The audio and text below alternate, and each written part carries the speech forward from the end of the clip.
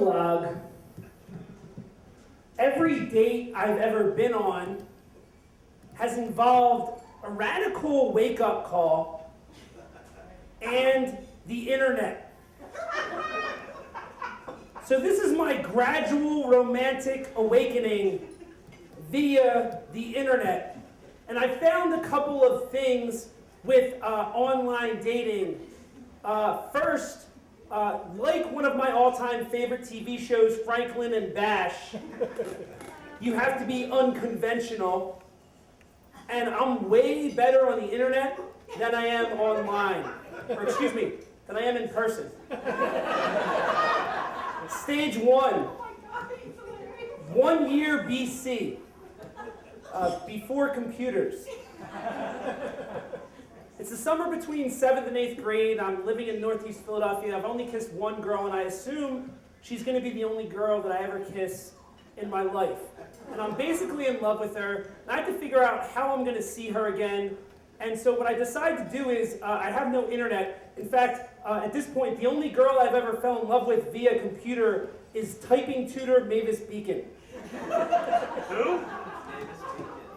So what I decide to do is I look up her number in the yellow pages, and I'm too nervous to call her because I'm afraid that my mom is going to pick up the other phone. So what I do, I look up her address, and I put on my rollerblades and my jean shorts, and I decide I'm going to look cool rollerblading past her house. And I do that, but I don't have much gross motor control. So what ends up happening is that her house is on a downward sloping hill, and she turns out to be outside this day, but she's babysitting like 8 of the neighborhood kids, and so I'm flying and I forget how to stop because I noticed 2 things. One, that she has legs, and 2, that I like legs. And she luckily hurls all the kids over, and I go flying past her and trip a little bit. But that didn't exactly work out. So stage 2, 1 year later, I'm a freshman in high school, and my parents get this thing called America Online.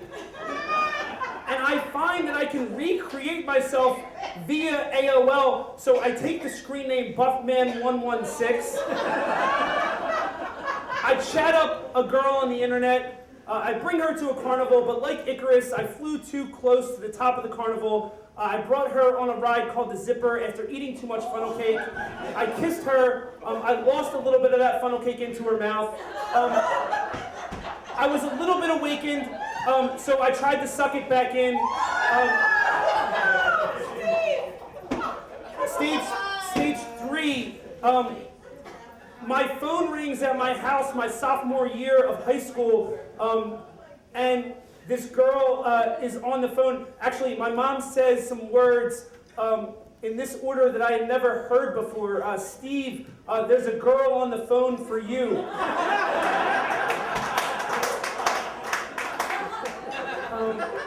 And she says, and I'm proud, and I want my mom to be listening. She says, I got your phone number from your friend with the screen name Crazy Nut 11. And will you go to this dance with me? And I didn't really know who she was, but I said yes. And she said, thank goodness, I've asked 3 other guys. You're the first one to say yes. But I went to the dance with her, and later that year, I was into this girl who kind of at the time looked like Drew Barrymore, and I kind of looked like Canadian comedian Tom Green. And if you remember at the time, they were dating, and I talked to her online, and our relationship lasted about as long as Canadian comedian Tom Green's career. She ended up with Crazy Nut 11, but stage 4, in college, Facebook comes to my university, at the University of Scranton, and that didn't really work out for me, I think, in large part because of my face. So stage 5,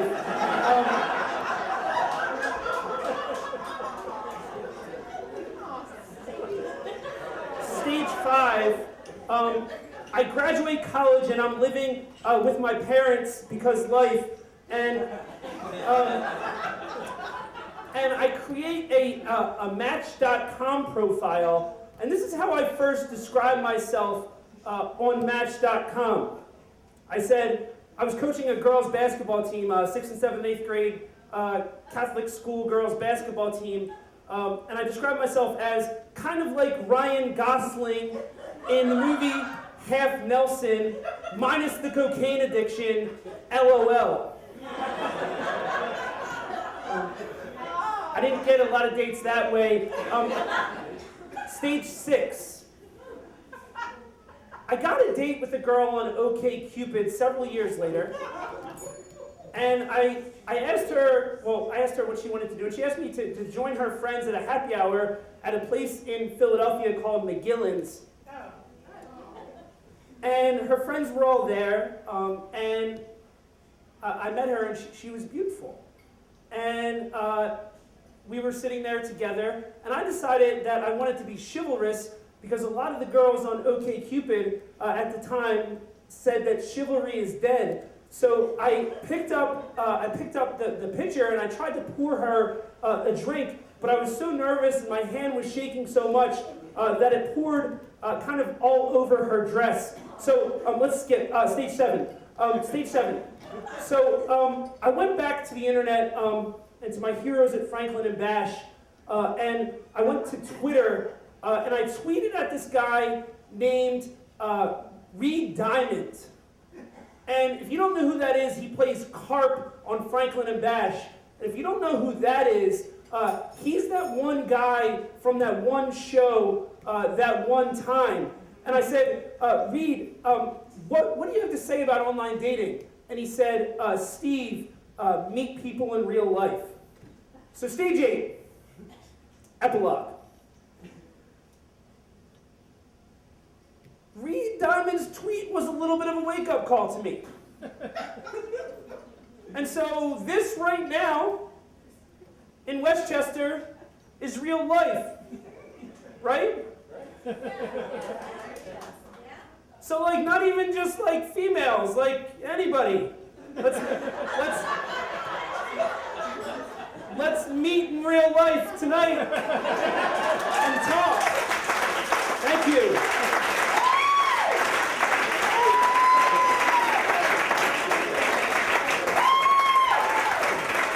Everybody.